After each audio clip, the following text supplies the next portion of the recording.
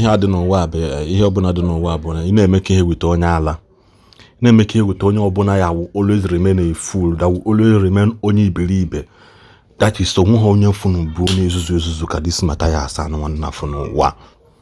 So na ihe a nwa Mathias Ezeaku maka dibia nwụrụ anwụ, so this nwatakịrị dibia gburu, so you cannot come and condemn this act this dibia me ihe bịa pick offense maka na Mathias Ezeaku sele ebe unu na-agwa unu kwụsị na unu na-reject trade, unu na-reject ihe ndị ọcha, unu eme nke ọzọ kwuo ihe ọzọ. That is why iji wepụta wee kwuba okwu.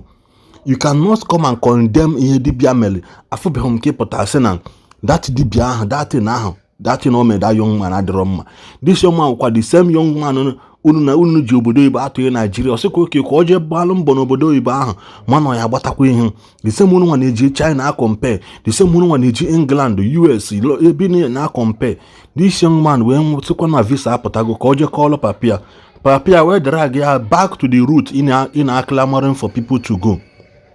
Kita na wepụtago na condemn Mathias Ezeaku n'ihe ọma gwa m unu na this young man akwefuru onye Mathias omesi ya unu omesian, because this is one of the most deadliest and most dangerous man.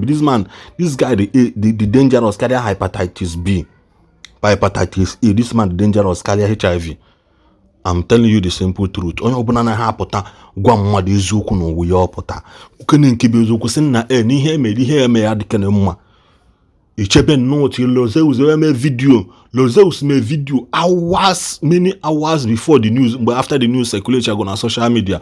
You cannot make the video kwe make man he bịa kopele nke Mathias Ezeaku me na akọ ke wee kwele gị akwa follow ya Mathias this destruction ni ebudata na Igbo, this destruction ni ebudata na Igbo, this destruction ni ebudata within ụmụ nwanne na ụmụ nwanne akwefo oyeli ishi lie everything in this evil mindset Igbo abata na Igbo anyị one day na tara unu niile na support this rubbish mma, because na unu no here something na maybe nobody said anything about it. The same going back ebiana ombaka gbulu ndị mmadụ ị na-eme announce ombaka gbulie, go and make the investigation. Ifukwa na all governor mgbe governor si ndị otu ya ka abịa cause stampede na adoration ground akwe ka Mbaka nye one of the boy ego mbosini support where see now the boy now why did they took him away from the hospital from beginning. The boy say yeah no na achi no do na the government ya bịa na hospital gbuo ya because na ham for no survive the thing hame because he's just like an eyewitness. TB Joshua na compare no na ọnwụ na ndị mmadụ nwụ na n'ụlọ ụka ya. Go and watch the CCTV camera. If na plane ga n'enu na ahụ 4 to 5 times before that thing collapse. So that plane was circulating in that building. Na drop some chemicals on that building. Ko we collapse. So you know get no collapse. Go and check in TB Joshua collapse. After investigation from Nigerian government, a man that this thing was chemically brought down with something. Oburu no just collapse on its own. Go and verify. If you don't want to verify, you don't know to go about that comment section. Go and verify all those things. One of the things see going back to the ancient tradition, ancient landmark, you cannot condemn it. All Mathias Ezeaku kebe bịa tụpụrụ ọnụ ifọrọ na ihele ya emegbugo ajọ obi anụ iji ebuda ataka iwe na distract ha ndị Igbo a ka iwe make sure na Igbo ya man dona time peace. How many times skipta okwu about insecurity unknown government na akpa na-egbu mmadụ? How many people ka egbu na Anambra State na Igbo mgbọsị a? You did not come and say okay we are soliciting for these people. Ndị nke a sorry na obikono ogbo egbe wele mechi ya mmụ ya n'ọbọ ogbu mma wele mmụ ya dosa n'akụkụ ka ama ka na Igbo ya esi wede mma. Ihe dị after with for your own selfish interest and people are not seeing this thing in them. People are not seeing this thing. No, those no jinja ogo polluting the hearts of Igbo people against their own fellow brothers. If not hono you home man banata logi asugokwa gi bia me account Igbo love themselves. Ne very dark man ijimaki agbara flight. Very dark man patakwa bido NGO nke ya bido gosi ndị mmadụ ego na akwele ya na akaụntụ mana nke ga akwa ino you have never for one day seen na from January to December na ego na bata na account NGI. nye NGO ego ne bata na onwe very dark man kwos na somebody kpọrọ ya si ka ewere akaụntụ ya wee pikile ego mbọ ndị yahoo ihe njikwa na-ekwu allegedly onye makwanụ onye mana onwunugo ndị inye ka e wee pushuo allegedly. This is what I'm saying. So biko were ọnụ ga dosa no rubbish ọnụ ga tufuo if you don't have anything important to say. In agba motor just support, if agba plane I just support very dark man. But you don't want to be transparent like very dark man. You don't want to be transparent like him. Na to pepe una chondunu ya alafu ndalolo ana ka just like here when I woke up. Now reality hit again man anything religion but scam. Man eventually no bazili go nyele ga ka be ise. Na ijo mena na anyị wee na-egbu onwe anyị wee jụ nke ndị ọcha. Wee sị ka nyele ga ka my brother. Ndị nwa bụ ndị nabatara nke ọcha ọ ndị nwa nabatara nke ọcha bụ Christianity. My brother ma wone jigo Christianity agbu. Ebe nwanne anyị nwoke na-eme ekpele bụ TB Joshua. Ndị mmadụ jere ikpere nke ndị ọcha ahụ bụ Jesus na Christianity. Hotel collapse gbuo 200 and something people. Ebe nwanne anyị nwoke Mbaka na-eme ekpele ọsọ ọtara na adoration azogbo mmadụ 14 ọ Jesus a jere ikpere.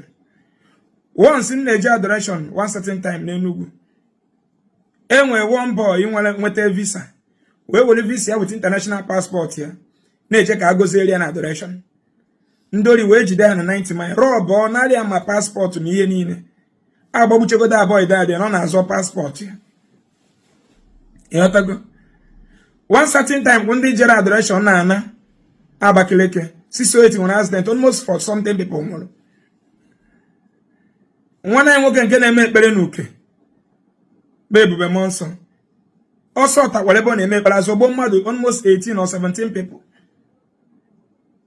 Nke mee na Asaba gịnị nwa chọọchị na Asaba mere last year church collapse tigbuo no less than mmadụ 50. Ebe nwanne anyị nwoke rụrụ ndị be anyị n'ụka n'ọzọ obodo. Ndị ọgbọ egbe bịara ebe a gbagbuo mmadụ one gbagbukwo ma papịa. Ebe ụmụnne anyị nọ wee na-akpọku Jizọs chi ndị ọcha n'ugwu Hausa n'Ọwọ chọọchị. A bịara ebe a gbagbuchi ihe niile na Yoruba n'Ọwọ chọọchị gbagbu ihe niile n'ebe ahụ. Nwanne m nwoke onye Ugbe na-ajịma na-eme fasting wee nwụọ n'elu fasting. Cause office Igbo Love Themselves Charity Foundation. If ndị ji aha Jizọs kwuo na Jizọs ga-agwọ ha ọya. So na ndị a na-ekpere Jizọs kakwa na anwụ n'ụzọ okpukpere Jizọs karịa religion ọbụla. Mana ihe anyị na-akụzi bụ reality of life. So this wee bịa kwubia odize ka na ndị na-ekpere Jizọs ada anwụ why practice na Jizọs gwa afa. Maka ihe na ndị Christianity na-eme na Bible ihe Bible gwa afa ka ha na-ezuzu. Ịghọtago mana anyị ji choko mena na anyị chi ya azụ. Ihe onye anyị mere abụrụ mena no magic. Ọhịa ka ndị asịrị fa reality hit ege. Ịghọta. Nna anyị agwadobela anyị na onwere ọgwụ na-enye ego. O nwere alụ nsị nọ na ala Igbo ndị ichie gwara anyị nọ na-enye ego. Enweghọ. Enwere mbọsị ndị nna anyị mepere ọnụ gwa anyị na Chukwu okike abịa ma na-enye ego. Ha ekwunubeghị ya. Ihe agwa gị n'aka aja na-ebute ọnụ mmanụ. Abịa n'otu isi wee kwụsị na onye jụọ ekwensu ya jụọ ọrụ ya niile. N'ọbụ na anyị bụ ndị na-eme omenala ajụ ụka ndị ọcha wetara. Anyị jụ moto ndị ọcha, anyị jụ motosaịkụl ndị ọcha, anyị jụ foonu ndị ọcha. Mwesị ka nyere gị aka Lozeus. Ọ bụ na unu nwa bụ ndị ụka ajụgo omenala anyị, unu jụkwa ihe niile gbasara anyị. Unu erizina ofe ọgbọnọ, unu erizina egwusi, unu erizina nsala, unu erizina ofe onugbu, unu asụsụ na asụsụ Igbo. Ajụọ ogo onye ebe ka ebe agwana ha n'ibe onye Ebonyi, gwa ha n'ibe onye China. Ajụọ gị nwa nwanne nwoke ka dafa gị, gwa ha nafa gị chincha ọhụ, agwana ha afọ Igbo gị. Ngwurube nna gị ọya abịa baa moto taa, ịkwụsị na park, isi from park baa moto ọzọ, kwụsị n'ahịa bụ unu, si n'ahịa bụ unu bụ ọkada na wabe nna gị, isi all the way from Ọnịcha bịara ụzọ ụwa n'ebe nna m, ị naghị aba Agana, ị naghị aba Tete, ị naghị Ụmụ Oji, ị naghị Nwangene local government n'Imo steeti. ị na-alụ ma ya ọ bụrụ Ebonyi bụ unu ka ị na-awalụ. Ọkwa mmadụ chọpụtara ngwule a divert ilu gị onye a na-eche gị ịkpagharịcha oche gị iru na be nna gị. Onye a chọpụtara ngwule a bụ sent, onye a bụ dike, onye a mewuru ihe ịbanwuru gị uru dịka onye Igbo, onye nyere gị home a place to stay, onye secure gị home. Ị ghara ịbụ onye na-agbagharị n'ime ọfịa. Yatago. So ọ bụrụ na ndị ụka ajụ ife niile gbasara omenala, failizi na nri anyị ndị omenala achọpụtara, failizi na mmanụ nri, na enwere ihe ndị ụka achọpụtara gị na-abụrụ si ekpere. Na ọkwa nọ na-anabatago okpukperechi ndị ọcha, for that unu ga-anabata ihe ndị ọcha niile. Biko lozie isi unu nabatakwa oge nwoke wowe nwoke ihe n'ike, nwaanyị wowe nwaanyị. Unu nabata gay, unu anabata lesbian. Amara m ka unu ga-esi nabata Christianity, rapụzie lesbian, rapụ gay. Ọ dị ọkwa mma. Unu nabata ndị ọcha, nabata n'ihe niile ha wetara. Mana ọ bụrụ na unu ama nabata ihe niile ha wetara, marakwa na ya ma nabata Christianity. Ọ bụrụ na unu ama nabata gay, nabata lesbian, gbawa nwoke akwụkwọ na chọọchị, gbawa nwaanyị na nwaanyị akwụkwọ na chọọchị, nwanne m nwoke, anyị ma nabata nụ Jizọs. Ọ bụrụ na unu ga-ajụ nna anyị, rapụ ịjụ ofe ọgbọnọ, rapụ egwusi, rapụ nsala, ka e gisi emezi anyị accept ka anyị jụ fon, jụ moto, unu ga-eburu ụzọ jụ ihe niile ahụ, anyị wee bido jụwa. Nsị nke echi ya zelu omenala Igbo abịalụ gị ido, nwe onye ga-ekwute ya. Nwanne m nwoke nke ji efo 45, kedu gị onye riri eri? Ma ọ bụrụ na ihe kwuru bụ eziokwu na ọka isi ije eriela gị, ọkwe na-epuru ichuru na mbọsị reality ga-ehit gị. Now papa this boy, mgbe ọ kpọjee this boy na nke onye magic a, obi na-atụ ụtọ, were onye a na-eme magic ahụ hazi bụ heaven and earth as papia. Mana ozugbo onye ọ bụ na enyi nwatakịrị a na n'eziokwu, ozugbo enyi ziri nwatakịrị a gị totete akpọtegide ọfụ na ọnwụgo, brain echieta reality ehit gị, anyị emefu brain echieta bụ na ọtọnụzi against nwa dibia ahụ maka na reality hit gị, maka na nwa ya anwụgo. Otu aka o sikwa adị unu na-ekpere ihe nwa baby virgin na-eme unu. Onye nke a na-enyi na nwa baby virgin bụ aka ka ọ na-emepe ka o tichaa gị ka ị bụrụ odogwu na 21st century. Onye isi ojii enwere factory, enwere ụlọ ọrụ, enwere okporo ụzọ, enwere mmiri, ọkụ adịghị, security, nwe emergency nọmba ya adịghị ike mee gị kịta ka ịkpọ ndị nyere gị Jizọs nwere ihe niile a, eju ihe ndị a niile. Ihe na-eme gị bụ itiche gị bụrụ odogwu. Na nwa baby virgin na-etiche unu na bụrụ odogwu, mgbe ọ na-eme gị otu a, otiche gị otu a, na-enwere na anya na Jizọs bi, na anya na Jizọs, ma bọsị mmiri ga-erikwa gị, orie gị, ị na-ekwe nwa baby virgin anya bụ usi. Nwa baby virgin agwa gị na nwere faith na ya omere gị. Mmiri erigo, mmiri Christianity egbugo ndị be anyị more than any other thing. Ị na-anụ? So ihe nji nwere isi okwu bụ gịnị?